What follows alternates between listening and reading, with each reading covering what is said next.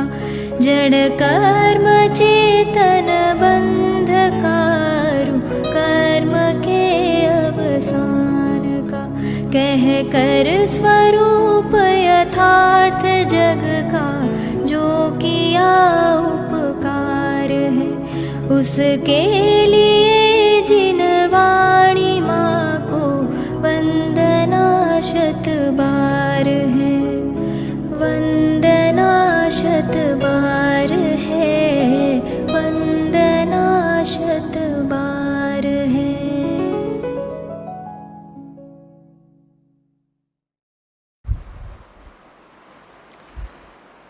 ओम नमः सदेभ्यः। ओम नमः सदेभ्यः। ओम नमः सदेभ्यः। आत्म बने परमात्मा हो शांति सारे देश में है देश ना सर्वोदय महावीर के संदेश में महावीर के संदेश में।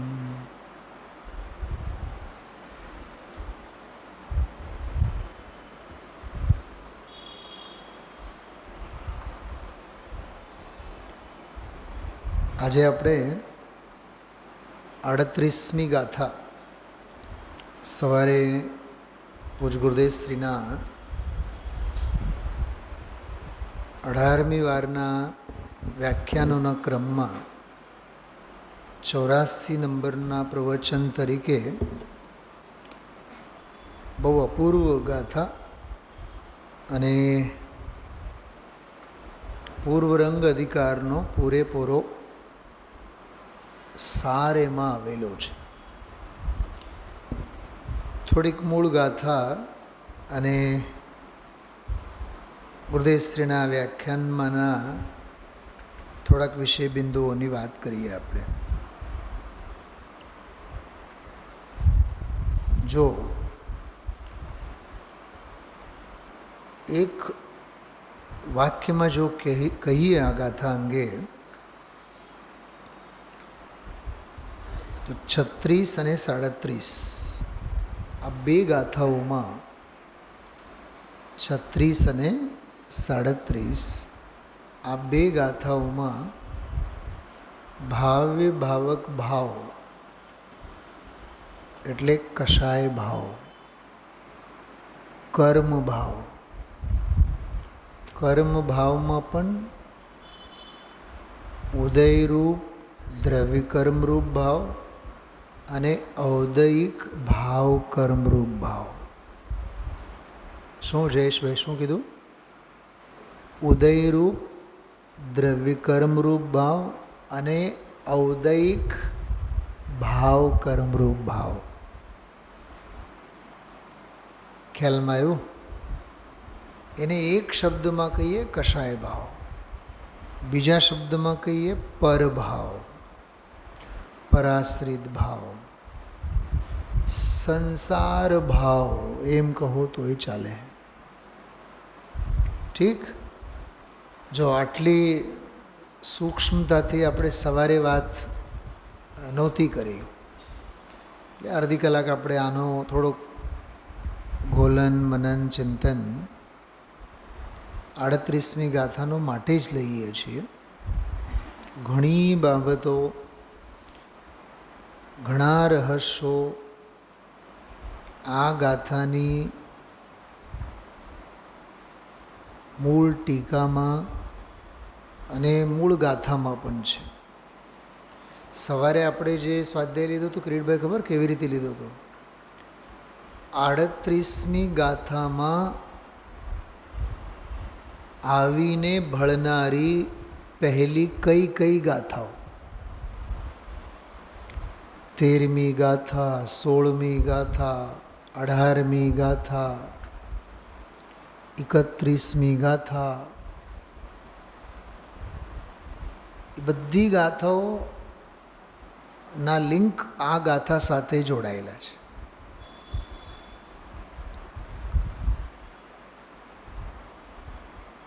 જીવ અજીવ આશ્રવ બંધ સંવર નિજરા મોક્ષ પુણ્ય ને પાપ આ પરમાર્થથી ભૂતાર્થથી જાણેલા તત્વ સમ્યક્ત્વ છે. 13મી ગાથા. તો જાણેલા આવ્યું ને, અને તત્વ ભૂતાર્થ છે. ભૂતાર્થ સમ્યક્તની વાત એમાં આવી, પણ એમાં ભૂતાર્થ રૂપે જાણેલ તો જ એ સમ્યક્ત છે એમ, પરમાર્થપૂર્વક, પરમાર્થ સાથે. અર્થ એટલે પદાર્થ, પરમ એટલે શ્રેષ્ઠ.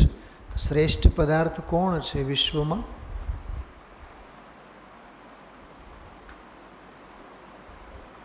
આજ મેં પરમ પદાર્થ પાયો, એક ભજન છે, પ્રાચીન ભજન છે. આજ મેં પરમ પદાર્થ પાયો. તો ત્યાં પરમ પદાર્થ એટલે આત્મા. અચ્છા, ત્રીજી ગાથામાં એને જ એકત્વ નિશ્ચય ગત સમય સર્વત્ર સુંદર લોકમાં. પરમ પદાર્થ એને જ સમગ્ર લોકમાં સુંદર વસ્તુ તરીકે ત્રીજી ગાથામાં કીધું. તો ત્રીજી ગાથાનો પણ મૂળ ભાવ અહમ એકો ખલુ શુદ્ધો, હું એક શુદ્ધ સદા આરોપી. તો આ ગાથામાં ઓલી ત્રીજી ગાથાની પણ સંધિ જોડાઈ ગઈ ને. તો ત્રીજી ગાથા, અથવા હજી થોડુંક પાછળ જાઓ, બીજી ગાથામાં સ્વસમયની વાત આવી. પોતાના આત્મપ્રદેશોમાં, એટલે પોતાના દર્શન જ્ઞાન ચારિત્ર સ્વરૂપ આત્મપ્રદેશો સાથે જે વળગીને રહે છે સ્વમાં, એને સ્વસમય કહેવાય છે.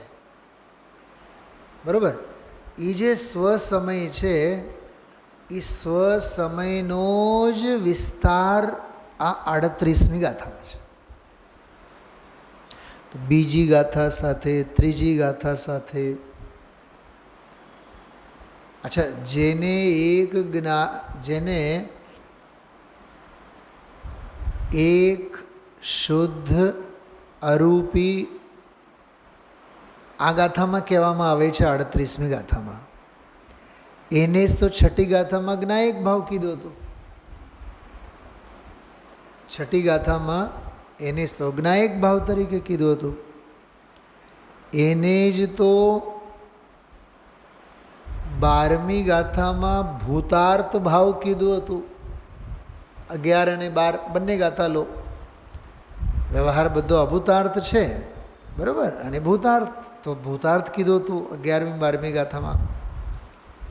14મી અને 15મી ગાથામાં એને તો અબદ્ધ સ્પષ્ટ અનન્ય અવિશેષ ઇત્યાદિ વિશેષણોથી કહીને જૈન દર્શનની અનુભૂતિ કીધું હતું. તો ત્યાં તો ઈશારો ભર કર્યો હતો 14મી 15મી ગાથામાં જૈન દર્શનની અનુભૂતિ.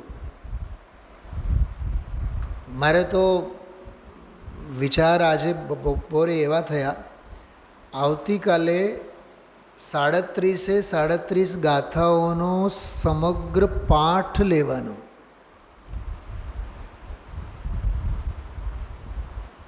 પાંચ મિનિટમાં તો 37 ગાથાઓ પૂરી થઈ જાય, અને પછી 38મી ગાથા લેવાની.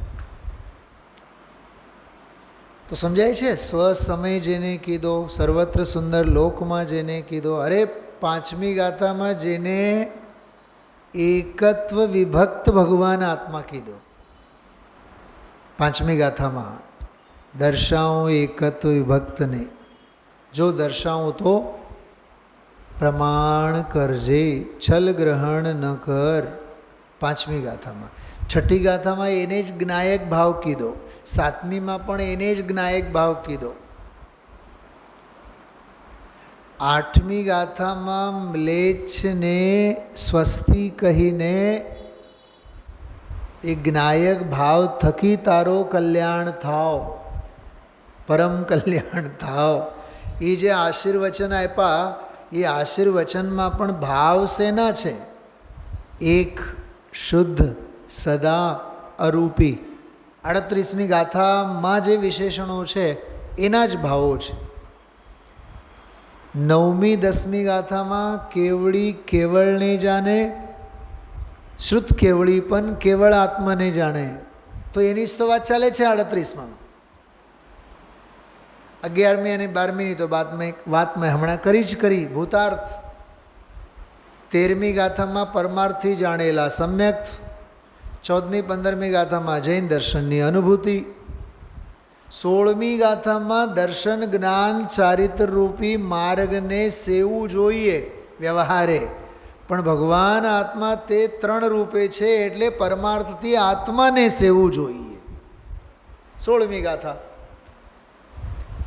17મી ગાથામાં તો દાખલો આપેલો છે રાજાનો, જાણવું જોઈએ, શ્રદ્ધવું જોઈએ, પછી એનું અનુસરણ કરવું જોઈએ. તો 18મી ગાથામાં જે કીધું છે એવી રીતે જીવ રાજાને જાણો, શ્રદ્ધો અને એનું અનુચરણ કરો. એનો તો જેને કહે ને ગુરુદેવશ્રીની ભાષામાં, ઓલો ગુરુદેવશ્રી એક શબ્દ બોલ્યા હતા આજે, એનલાર્જડ થયેલો, એ 38મી ગાથા છે. પકડાય છે વાત. જો પૂર્વ રંગ અધિકારની બધી જ ગાથાઓની વિષય વસ્તુ એક ગાથાની વિષય વસ્તુ ચિત્તમાં પ્રતિષ્ઠિત થયા વિના આ 38મી ગાથાનું રહસ્ય નહીં સમજાય.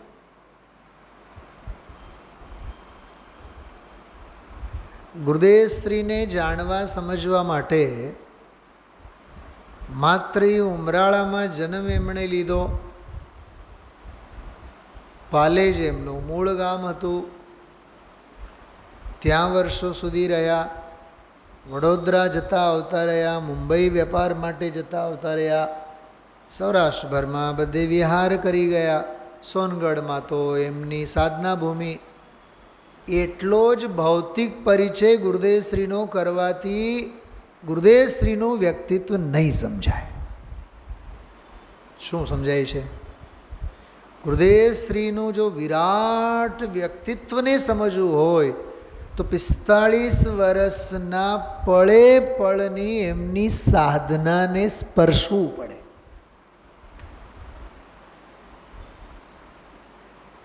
કોઈ એક માં બાળકને જન્મ આપે છે તો એનો એ જન્મક્ષણ, બાળક પેદા થયો, દુનિયાને તો એટલું જ દેખાય છે કે બાળક જન્મ્યો, પણ બાળકને જન્મ આપ્યો કેવી રીતે? એ 9 મહિનાની એ માની જે પ્રસવ પીડા છે, જે ગર્ભધારણ અને બાળકનું જે ઉછેર છે પેટમાં, ગર્ભમાં, ખાનપાનમાં ધ્યાન રાખે. કોને ધ્યાન રાખીને ધ્યાન રાખે? બોલો. ગર્ભમાં ઉછરતા બાળકની દ્રષ્ટિ કેવું ગજબનું છે. શાસ્ત્રમાં આવો દાખલો આવેલો છે કે માં સગર્ભા સ્ત્રી બાળકની દ્રષ્ટિએ, બાળકના હિતાહિતની દ્રષ્ટિએ જ ખાનપાન કરે. પછી એને શું ભાવે છે, શું નથી ભાવતું, એ 9 મહિના સુધી બધું જ ભાન ભૂલી જવું પડે તો જ ગર્ભસ્થ શિશુનું ઉછેર એ કરી શકે. છે ને અદ્ભુત વાત?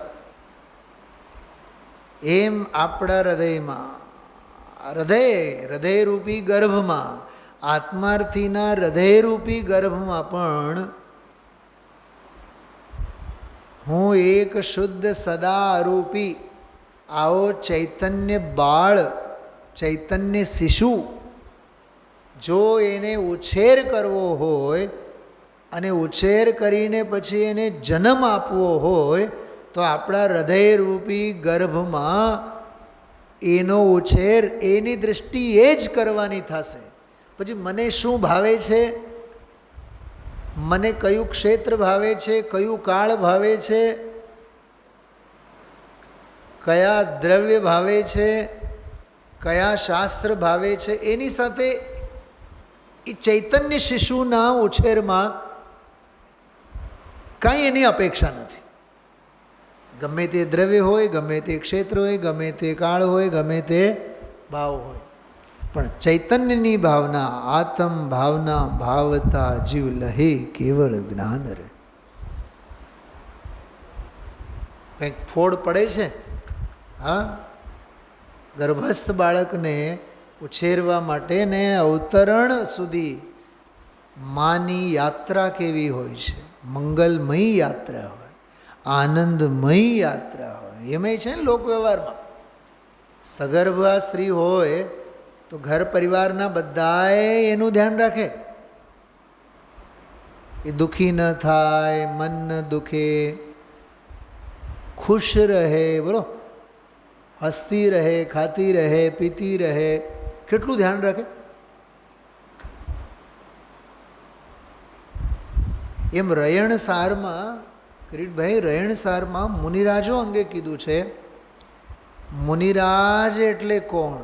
બહુ મને તો આમ રૂવાટા ઊભા થાય છે જે કહું છું તો, કે ગ્રહસ્થોના જેમ ગ્રહસ્થ એટલે સ્ત્રીની વાત, જેમ ગ્રહસ્થ આશ્રમમાં સ્ત્રી પોતાના ગર્ભસ્થ શિશુને ઉછેરે છે, એમ શ્રાવક શ્રાવિકાઓના ગર્ભમાં ઉછેરતું બાળક એટલે મુનિરાજ.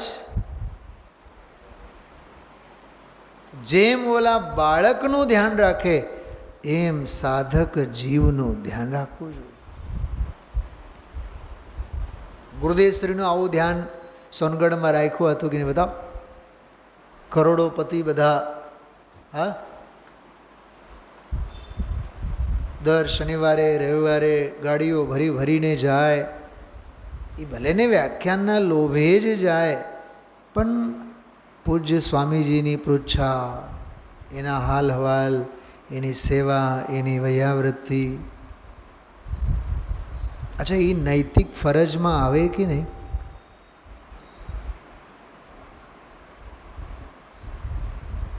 બોલો બોલો કિરીટભાઈ, રાજુભાઈ, બાપુજી તમારા જતા હશે ત્યારે સમજો કે કોઈ પણ આવા નવરંગભાઈ મોદી, આ લોકો તો બધા જતા જ, ડૉક્ટર સાહેબ, ડૉક્ટરની નજર તો તરત જ જાય. ગુરુદેવશ્રીના વિશ્રામ કક્ષમાં મચ્છરાઓ બહુ થઈ ગયા હોય, એમનું ધ્યાને જાય તો એ ગુરુદેવશ્રીને કાંઈ નહીં કહે, પણ બીજા વ્યવસ્થાપકોને કહીને એની વ્યવસ્થા કરાવે કે નહીં? કેમ કે જેની પાસેથી આપણે ભવના અભાવની અધ્યાત્મ વિદ્યા શીખીએ છીએ તો એનું અંતરંગ સ્વાસ્થ્ય, બહિરંગ સ્વાસ્થ્ય, કેમ કે એ જેટલા સ્વસ્થ રહેશે, બોલો, એ જેટલા સ્વસ્થ રહેશે અને જ્યાં સુધી સ્વસ્થ રહેશે ત્યાં સુધી આપણને અમૃત રસપાન સંજીવની મળતી રહેશે. બોલો, કેવો પરમાર્થનો પ્રયોજન! તો એ ગર્ભસ્થ બાળકની જેમ જ એમને ઉછેરે, અને બધા બ્રહ્મચારી બહેનો શું, અને મુમુક્ષુઓ શું, અને ભાઈઓ શું, અને કરોડપતિઓ શું, અને ડૉક્ટરો શું, દુનિયાના બધા, ડૉક્ટર ગાંગુલીથી લઈને ડૉક્ટર ચંદુભાઈ સુધી, બ્રહ્મચારી ચંદુભાઈ સુધી, હિંમતભાઈ, ચંદુભાઈ, ખીમચંદભાઈ, બાબુભાઈ, રમણભાઈ, રહ્યા સયા તો સમજો કે હુકુમચંદજી બારીલ સાહેબ, જયપુરનું આખું મિશન, ગોધિકાજી, આપણા રાજકોટના ઘરે ઘરના વડીલો, એકો એક વડીલો. કિરીટભાઈ અને રાજુભાઈની જે હરોળમાં અત્યારના યુવાનો છે, આ યુવાનોના જે માતા પિતા છે એ તો બધાએ ગુરુદેવશ્રીની આંગળી પકડીને જ ચાલતા શીખ્યા છે. તો બોલો, એ મહાપુરુષની ચિંતા, ફિક્ર, કોકવાર ગુરુદેવશ્રીને શરદી ઉધરસ થઈ જતી હોય, થાય, શરીર છે, તો મને તો એવું લાગે 1000 માણસોમાંથી 500 લોકોએ તો આયુર્વેદિક ઔષધિ લઈને જતા હશે.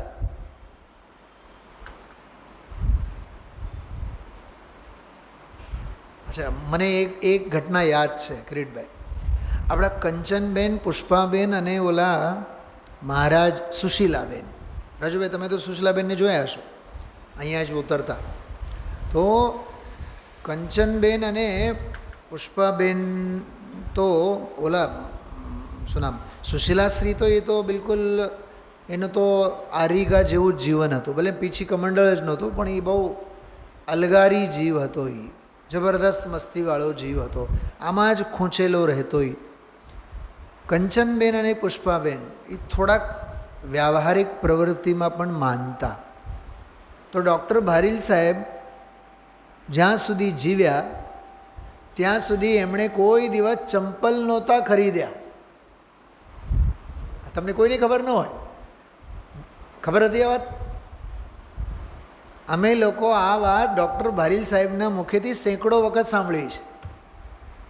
કંચનબેન અને પુષ્પાબેન દર વર્ષે જયપુર જાય અને હું જ્યારે હતો ને ત્યાં 97 સુધી 95 સુધી તો હું હતો જ હતો. 94માં શાસ્ત્રી થઈ, પછી એ 2 વર્ષ તો હું રહ્યો જ ત્યાં. 96માં જ ત્યાંથી મારી વિદાય થઈ. તો 88 89થી અમે જતા. તો એ લગભગ 92 93 સુધી તો આવતા જ 4-5 વર્ષ. દર વર્ષે ડૉક્ટર ભારીલ સાહેબને 2-3 જોડી ચંપલ લઈને જાય. એનો માપ અને એનું ડિઝાઇન ફિક્સ જ હતું. હવે મને બતાવો ચંપલ, અને એ આ બ્રહ્મચારી બહેનો અને એને પંડિતજી જ કહેતા. હવે એમને ચંપલ લઈને જતા. એમાંય મને બતાવો તમે વાત્સલ્ય છે કે નહીં? પ્રવચન વાત્સલ્ય ખ્યાલમાં આવે છે? એવો જ ગુરુદેવશ્રી સાથે તો અસંખ્યાત જીવો બધા જેટલા જે જતા અનગિનત જીવો મુંબઈથી ને કલકત્તાથી ને વિશાખાપટ્ટનમથી. હા, કોક કંઈક લઈ જાય, કોક કંઈક લઈ જાય. જેને કહીએ કે એની વૈયાવૃત્તિના ભાગરૂપે મફતલાલ અરવિંદ મિલવાળા અમદાવાદથી મળવા ગયા તો આખો શું કહેવાય, બસ્તો કહેવાય. હા, એ હા, તાગાના જુદા બધા ધોતિયા અને ઉપરના એનો આખો બસ્તો, આખો બસ્તો મોટો લઈને ગયા.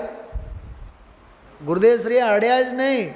રામજીભાઈને કીધું આમાંથી 2 રાખો એના માન ખાતર, બાકી બધું પાછું આપી દેજો. જવા દો. ત્યાં પરિગ્રહના પોટલા પહોંચાડનારા કેટલા, અને ગુરુદેવશ્રીની અપરિગ્રહી અકિંચનની પરિણતિ કેવી. આ વાત બધી ક્યાંથી નીકળી? ભારીલ સાહેબના ચંપલથી માંડીને ગુરુદેવશ્રીના ધોતિયા સુધી. આ બધો ઇતિહાસ સમજવા જેવું છે. હવે આજકાલની પ્રજાને તો ક્યાં આ બધી બાબતની ખબર. હા, એ તો અમે લોકો આ બધું ઘણું સાંભળેલું છે. સોનગઢ આપણે જયપુરમાં તો મુનિરાજની વૈયાવૃત્તિ, ગુરુદેવશ્રીની વૈયાવૃત્તિ, ગુરુ તરીકે જેને માનતા હોય એની સેવા અને વૈયાવૃત્તિ. અરે એને જવા દો, ચૈતન્ય દેવની વૈયાવૃત્તિ. તો પરમાર્થથી જાણો, ભૂતાર્થથી જાણો. 13મી ગાથામાં સમ્યક્તની વાત. એમ જૈન દર્શનની અનુભૂતિ 14મી 15મી ગાથામાં. ચૈતન્ય રાજા શબ્દ આપ્યો 18મી ગાથામાં. એ ચૈતન્ય રાજાને જાણો, શ્રદ્ધો અને અનુચરણ કરો. તો એ ચૈતન્ય રાજાની જે ઓળખાણ, એનું અનુચરણ, એનું જ્ઞાન, એની શ્રદ્ધા, એ તો 38મી ગાથામાં છે. સમજાણું? 17-18 સુધી પહોંચ્યા.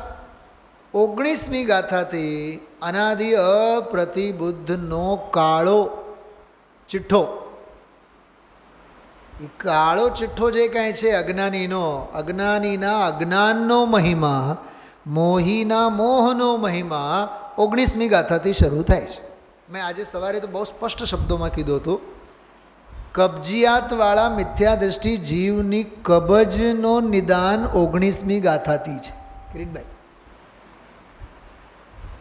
એ 19મી ગાથામાં આવીને મરીજ આચાર્ય કુંદ દેવના ચરણોમાં બેઠો કે આ જીવ પ્રતિબુદ્ધ ક્યાં સુધી?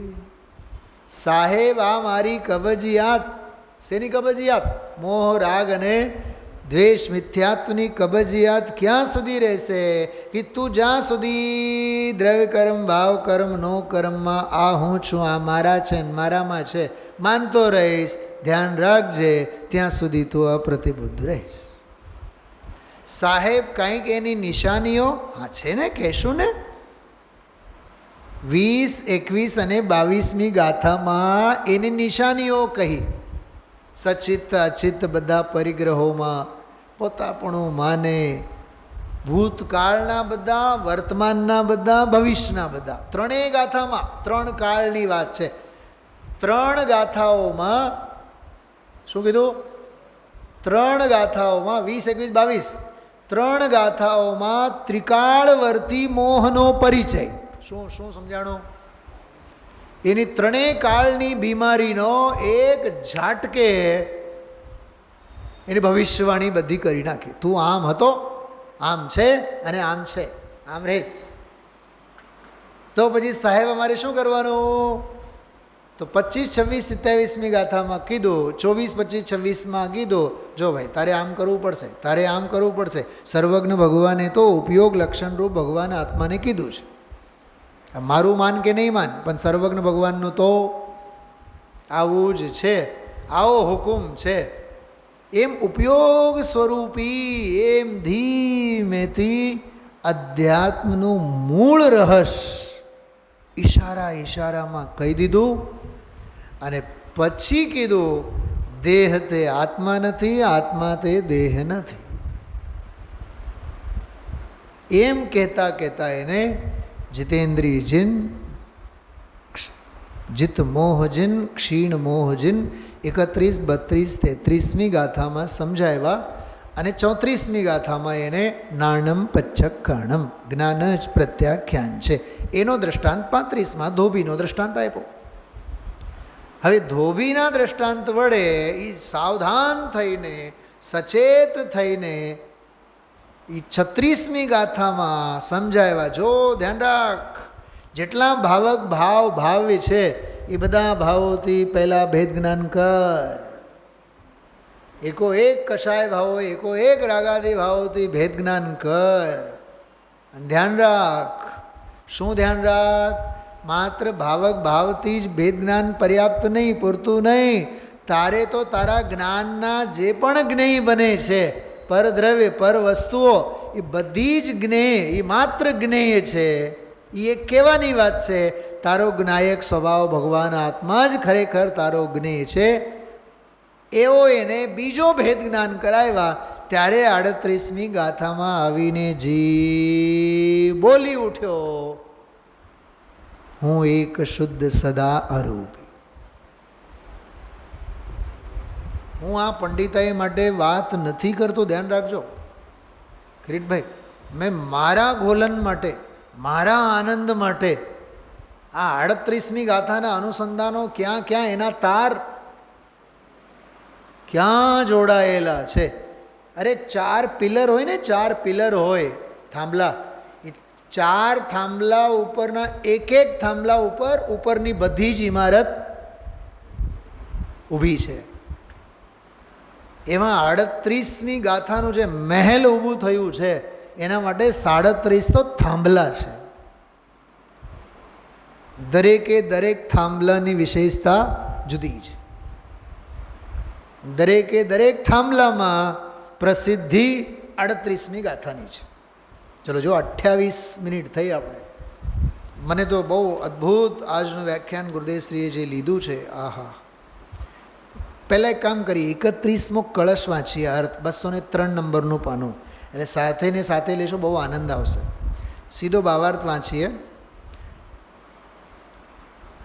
કળશ કાવ્ય પણ પાઠ કરીએ આપણે. ઇતિ સતી સહ સર્વૈરન્ય ભાવૈર વિવેકે સ્વયમયમુપયોગો બિભ્રતાદાત્મનમેકમ પ્રકટિત પરમાર્થે દર્શન જ્ઞાન વૃત્તે કૃત પરિણતિ આત્મા રામ એવ પ્રવૃત્ત. સર્વ પરદ્રવ્યોથી તેમનાથી ઉત્પન્ન થયેલા ભાવોથી, જો સર્વ પરદ્રવ્યોથી એ 37મી ગાથા, અને તેમનાથી ઉત્પન્ન થયેલા ભાવોથી એ 36મી ગાથા. બોલો, ભાવે ભાવકવાળી વાત છે 36, અને પરદ્રવ્યો એટલે જ્ઞેય બધા. જ્યારે ભેદ જાણ્યો, વાહ, ભેદ માટે મૂળ કળશમાં શબ્દ છે વિવેક. બહુ ગંભીર શબ્દ છે.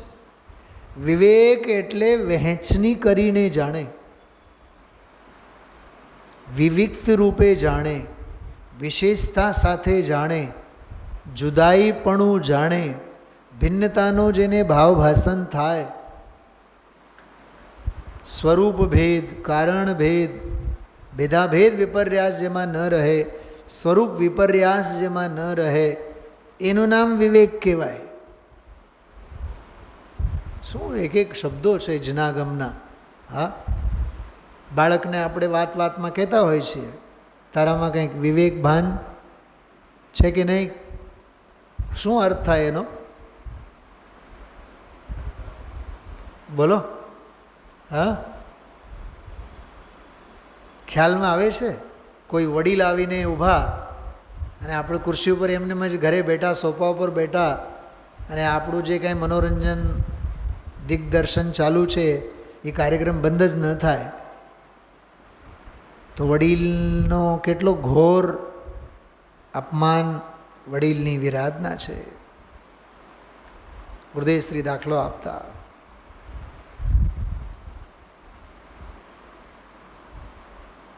ઘરે થોડીક વાર માટે ચક્રવર્તી મળવા આવેલ હોય અને આ જીવ પોતાના નાના ટાબરિયા સાથે, બાળક સાથે રમવામાં એવો મશગુલ હોય કે એને ભાન જ નથી કે ચક્રવર્તી આવ્યો. હવે એ તો થોડોક સમય લઈને આવ્યો તો વયો ગયો. એ ચક્રવર્તી શું કામ ઊભો રહે?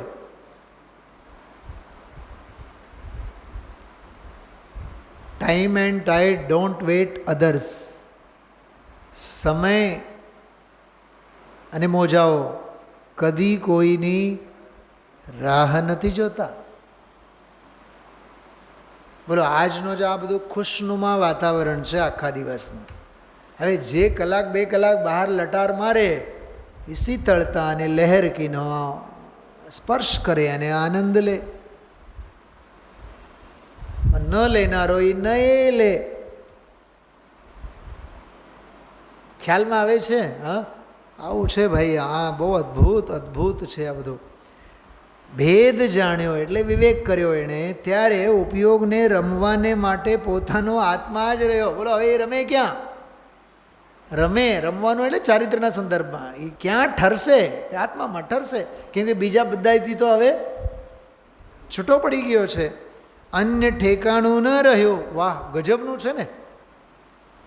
અન્ય કાંઈ ઠેકાણું જ ન રહ્યું એને. હવે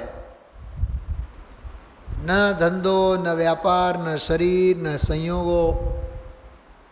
હા,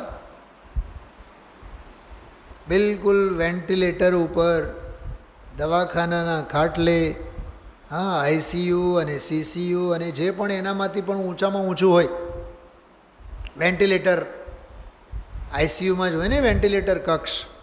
હવે એમાં ન ધર્મ પત્નીનો પ્રવેશ, ન પતિ પરમેશ્વરનો પ્રવેશ. ત્યાં ને ત્યાં જ એ પડ્યા પાથર્યા હોય. બસ વધી વધીને થોડા ઘણા પુણ્યના પરચુરણ નર્સો હોય, કાં તો એક બે ડૉક્ટરો હોય, વાત પૂરી. કેવી સ્થિતિ હોય છે.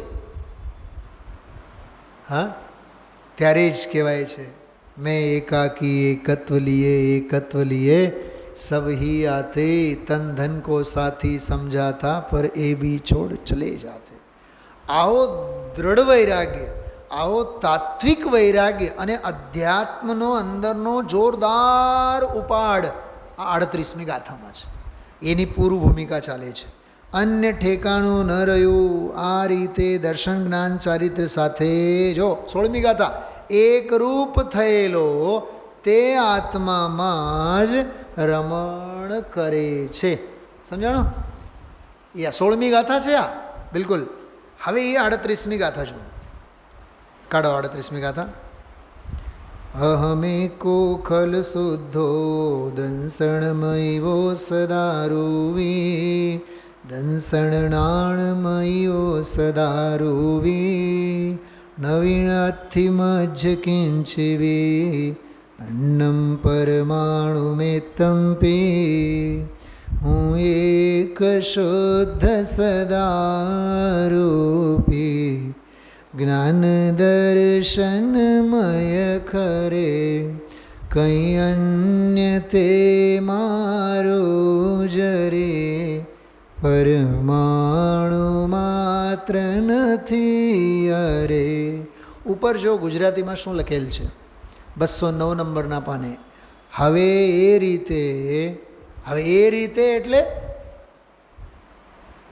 પહેલી બીજી ગાથાથી 37મી ગાથા સુધી જે અમે સમજાવ્યા, 37માં 36માં અમે જે ભેદ જ્ઞાન કરાવ્યા, સમજાણું?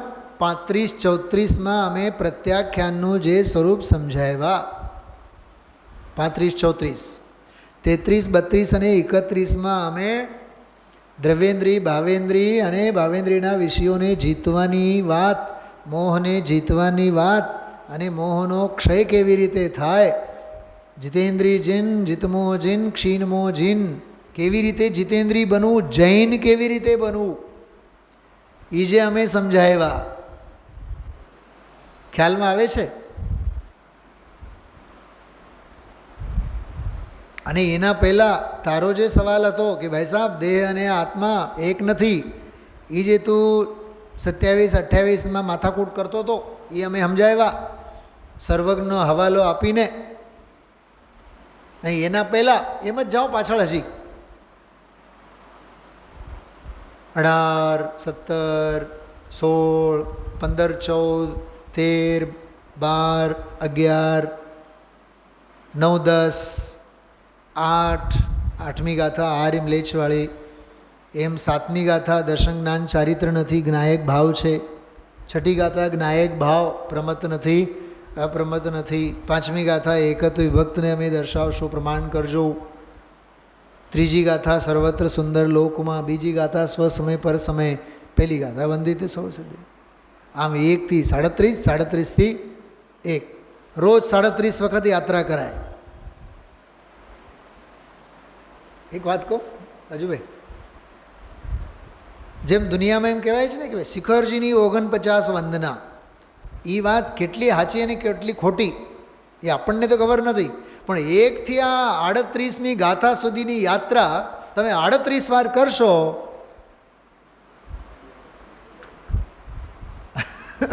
દૃષ્ટિ મોક્ષ તો નક્કી જ છે. હા, સમજાણો?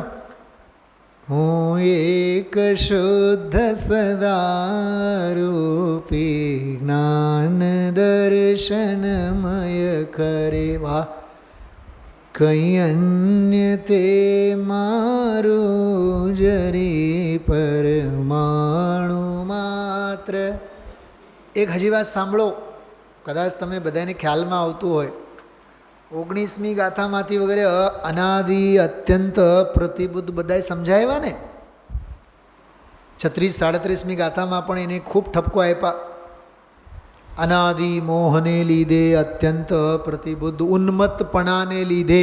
37મી ગાથામાં ઉન્મત્તપણો એટલે ગાંડપણાને લીધે, આ મારું આ મારું આ મારું જે જ્ઞેયોમાં તું મોહાય છે એનાથી ભેદ જ્ઞાન કરાયું. એ જ જીવ હવે એટલો સમજણ ધરાવતો થયો છે, એના માટે આમાં લખે છે દર્શન જ્ઞાન ચારિત્ર સ્વરૂપ પરિણત થયેલા. બોલો, જે અનાદિ અપ્રતિબુદ્ધ હતો એનો આખું પાસો પલટાઈ ગયો છે. હવે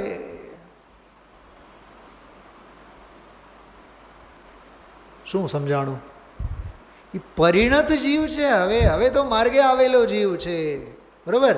આ આત્માને સ્વરૂપનું સંચેતન કેવું હોય છે? અત્યાર સુધી એને સ્વરૂપનું સંચેતન નહોતું, માટે અનાદિ અપ્રતિબુદ્ધ હતો. જ્ઞાયક ભાવની જાણકારી એને માટે જ પૂરી પાડી. બીજી ગાથાથી લઈને 37 સુધી જે ભેદ જ્ઞાનનો આખો ક્રમ કવાયત જે બધો પૂરો પાડ્યો એ એના અનાદિ અપ્રતિબુદ્ધપણાને ભૂસવા માટે અને એ હર હાલમાં દર્શન જ્ઞાન ચારિત્ર સ્વરૂપમાં પરિણત થાય, ઠરી જાય, બસ ત્યાં સુધી. એવી રીતે સ્વરૂપનું સંચેતન કેવું હોય, તો આ ગાથા સ્વરૂપના સંચેતનને ડિફાઇન કરનારી ગાથા છે. સ્વરૂપના સંચેતનની સ્વાનુભૂતિની વ્યાખ્યા સમજાવનારી ગાથા છે. શું સમજાય છે? સ્વરૂપ સંચેતન કેવું હોય એને પરિભાષિત કરનારી, એની વ્યાખ્યા સમજાવનારી ગાથા છે. પકડાય છે વાત હું જે બોલું છું? હું એક શુદ્ધ સદારૂપી જ્ઞાન દર્શનમય ખરે, કંઈ અન્ય તે મારું જરી, પરમાણુ માત્ર નથી અરે. ટીકામાં જો, જે અનાદિ મોહરૂપ અજ્ઞાનથી, જો શબ્દો શું વાપર્યા છે?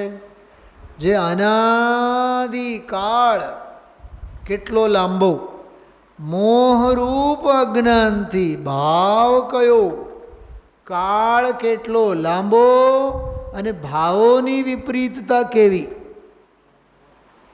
અનાદિ કહીને કાળ પરાવર્તન અને મોહરૂપી અજ્ઞાનથી એમ કહીને એના ભાવ પરાવર્તન નીકળે છે કે નહીં? એમાંથી ખુલે છે કે નહીં? અનાદિ મોહરૂપ અજ્ઞાનથી ઉન્મત્તપણાને લીધે, જો પાગલપણો, ઉન્મત્તપણાને લીધે અત્યંત અપ્રતિબુદ્ધ, અપ્રતિબુદ્ધ નહીં, ઓર્ડિનરી નહીં, એક્સક્લુઝિવ, સુપર ડુપર, અત્યંત અપ્રતિબુદ્ધ હતો, હવે છે નહીં, હતો. હવે જો એનો આખો પાછું પલટાય છે, વિરક્ત ગુરુથી નિરંતર સમજાવવામાં આવતા. કાલ સવારે હું તમને વિરક્ત શબ્દનો અર્થ બતાવીશ. 10-15 મિનિટ લાગશે. વિરક્ત શબ્દ માટે સંસ્કૃતમાં શબ્દ વાપર્યું છે નિર્વિણ્ણ. તો નિર્વિણ્ણ એવા ગુરુ જે છે, નિર્વિણ્ણેન ગુરુણા અનવરતમ પ્રતિબોધ્યમાન, સંસ્કૃતમાં પહેલી લીટી. તો નિર્વિણ્ણેન એટલે નિર્વિણ્ણ કોણ, કેવા? એ વિરક્ત.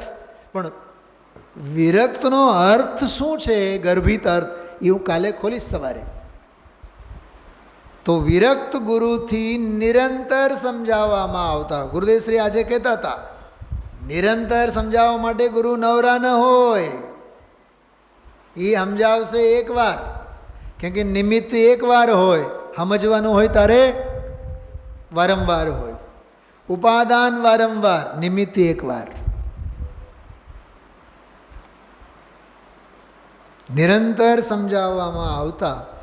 જે કોઈ પ્રકારે, વાહ, જે કોઈ પ્રકારે, આમાં લખ્યું છે મહાભાગ્યથી. ગુરુદેવશ્રી બોલ્યા અનંત પુરુષાર્થથી, પ્રવચનમાં આજે બોલ્યા છે. ગુરુદેવશ્રી ભાગ્યને યાદ ન કર્યા, આમાં લખ્યું છે ને કૌંસમાં મહાભાગ્યથી. ગુરુદેવશ્રીએ મહાભાગ્યથી નહીં બોલ્યા. તમે જોજો ગુરુદેવશ્રીનો શબ્દ, પુરુષાર્થથી એવું બોલ્યા છે. ભાગ્યના ભરોસે ગુરુદેવશ્રી કોઈ દિવસ આ ધર્મની નૌકા ચલાવી જ નથી. પુરુષાર્થ, પુરુષાર્થ, પુરુષાર્થ. શું કિરીટભાઈ યાદ આવે છે? સમજી સાવધાન થઈ, જેમ કોઈ મુઠ્ઠીમાં રાખેલું સુવર્ણ ભૂલી ગયો હોય. જો આ છે, મુઠ્ઠીમાં રાખેલું સુવર્ણ ભૂલી ગયો હતો, એ એનો અવર્ણવાદ હતો. હું 2 દિવસથી વાત કરું છું, અવર્ણવાદ હતો. સુવર્ણને ભૂલી ગયો એ અવર્ણવાદ હતો, વિરાધના હતી. તે ફરી યાદ કરીને તે સુવર્ણને દેખે તે ન્યાયે પોતાના પરમેશ્વર આત્માને ભૂલી ગયો હતો. ગજબ છે ને? તેને જાણીને, તેનું શ્રદ્ધાન કરીને, તેનું આચરણ કરીને જે સમ્યક પ્રકારે એક આત્મા રામ થયો. શું થયો? આત્મા રામ થયો. આત્મારૂપી બગીચામાં એ રોકાતો થયો, રહેતો થયો. હવે મૂળ ગાથામાં શું કીધું હતું? હું એક શુદ્ધ છે ને શબ્દો. હવે હુંની વ્યાખ્યા, પછી એકની વ્યાખ્યા, પછી શુદ્ધની વ્યાખ્યા, પછી જ્ઞાન દર્શનમયની વ્યાખ્યા અને પછી અરૂપીની વ્યાખ્યા. આ 5 વ્યાખ્યાઓ નીચેના 5-6 લીટીમાં લખેલ છે. વાંચું છું જો હાથો હાથ. તે હું, હવે હું કેવો? એવો અનુભવ કરું છું. હવે જો અનુભવ કરું છું. પહેલાં તો માનવા તૈયાર નહોતો, કર્મોમાં ખૂંચી જતો, નો કર્મોમાં ખૂંચી જતો. હવે કહે છે હું તો અનુભવ કરું છું. હું ચૈતન્ય માત્ર જ્યોતિરૂપ આત્મા છું કે જે મારા જ અનુભવથી પ્રત્યક્ષ જણાય છે. આ પ્રકાશ શક્તિનો સ્ત્રોત છે. આ સ્વસંવેદનમયી પ્રકાશ શક્તિ. થયો હુંની વ્યાખ્યા. હવે આગળ ચિન્માત્ર આકારને લીધે હું સમસ્ત ક્રમરૂપ અને અક્રમરૂપ, કાલે ખોલશું એ ક્રમરૂપ અને અક્રમરૂપ, ગુરુદેવશ્રી પણ ખોલશે. પ્રવર્તતા વ્યાવહારિક ભાવોથી ભેદરૂપ થતો નથી, માટે હું એક છું. જો હુંની વ્યાખ્યા આવી, એકની વ્યાખ્યા આવી. નર નારક આદિ જીવના વિશેષો, અજીવ પુણ્ય પાપ આશ્રય સંવર નિદ્રા બંધ મોક્ષરૂપ જે વ્યાવહારિક નવ તત્વો, તેમનાથી ટંકોત્કીર્ણ એક નાયક સ્વભાવરૂપ ભાવ વડે અત્યંત જુદો છું, માટે હું શુદ્ધ છું. જો હું એક શુદ્ધ ચિન્માત્ર હોવાથી સામાન્ય વિશેષ ઉપયોગાત્મકપણાને ઉલ્લંઘતો નથી, માટે હું દર્શન જ્ઞાનમય છું. થયા 4. હવે 5મો. સ્પર્શ રસ ગંધવર્ણ જેનું નિમિત્ત છે એવા સંવેદન રૂપે પરિણમ્યો હોવા છતાં, સંવેદન એટલે જ્ઞાન, પરિણમ્યો હોવા છતાં પણ સ્પર્શાદી રૂપે પોતે પરિણમ્યો નથી, માટે પરમાર્થે હું સદાય અરૂપી છું. ઓલા 49મી ગાથામાં અરસ અરૂપી આત્મા ચૈતન્ય સ્વભાવના લક્ષણો બતાવ્યા ને, અવ્યક્તના 6 બોલ, એમાં અરૂપીના પણ આવા બોલો છે. એમાંનો આ એક બોલ છે 49મી ગાથા. આમ સર્વથી જુદા એવા સ્વરૂપને અનુભવતો, જો અનુભવીશ એમ નથી કહેતા, એટ પ્રેઝન્ટ કન્ટિન્યુઅસની વાત છે. અનુભવતો આ હું પ્રતાપવંત રહ્યો. આ પ્રતાપ ભાઈ કેમ થવાય? પાડોશી ને, હા, પ્રતાપવંત કેમ થવાય એ આ ગાથા છે. પ્રતાપવંત રહ્યો એટલે પ્રતાપવાળો રહ્યો, એમ પ્રતાપવંત વર્તતા એવા મને. હવે જો શૂરવીરતા જો એને, વચનામૃત વિતરાગના પરમ શાંત રસ મૂળ, ઔષધિ જે ભવ રોગના, આગળ બોલો, કાયરને પ્રતિકૂળ. આ કાયર નથી, આ પ્રતાપવંત છે. મારી બહાર અનેક પ્રકારની સ્વરૂપની સંપદા વડે સમસ્ત પરદ્રવ્યો સ્ફુરાયમાન છે. હશે હશે, મારે એની સાથે કાંઈ નિષ્પદ નથી, સ્ફુરાયમાન છે. તો પણ કોઈ પણ પરદ્રવ્ય પરમાણુ માત્ર પણ મારાપણે મને ભાસતું નથી, કેમ કે જ્ઞેય ભાવોથી મને ભેદ જ્ઞાન થઈ ગયું છે 37મી ગાથામાં. અને જે મને ભાવકપણે, અને જો આવ્યો ભાવકપણે એટલે 36મી ગાથા, અને જ્ઞેયપણે એટલે 37મી ગાથા, મારી સાથે એક થઈને હવે ફરી મોહ ઉત્પન્ન કરે એવા નથી. કારણ કે નિજ રસથી જ મોહને મૂળથી ઉખેડીને ફરી અંકુર ન ઉપજે એવો નાશ કરીને મહાન જ્ઞાન પ્રકાશ મને પ્રગટ થયો છે.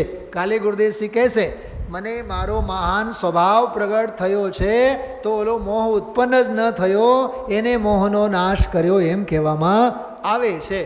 એવો આ સ્વરૂપનું સંચેતન કરનારો જીવ છેવટે 4 ગતિ યોનિઓ કેટલી બોલો, ઝડપથી બોલો તો, 4 ગતિ અને 84 લાખ યોનિઓમાં ભમતો ભમતો ભમતો ભમતો આજના પ્રવચનનો નંબર બોલો 84.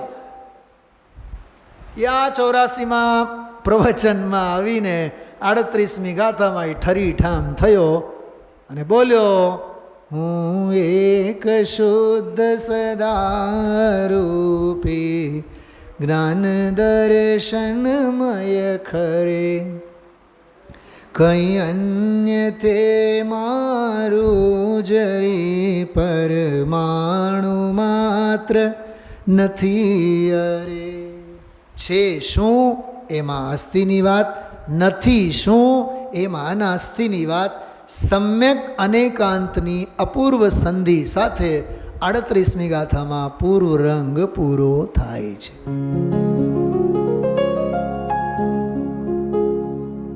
निज निधि निज में बताए यह अनंत उपकार है, उसके लिए जिन वाणी माँ को वंदना शत बार है, वंदना शत बार है, वंदना शत बार है.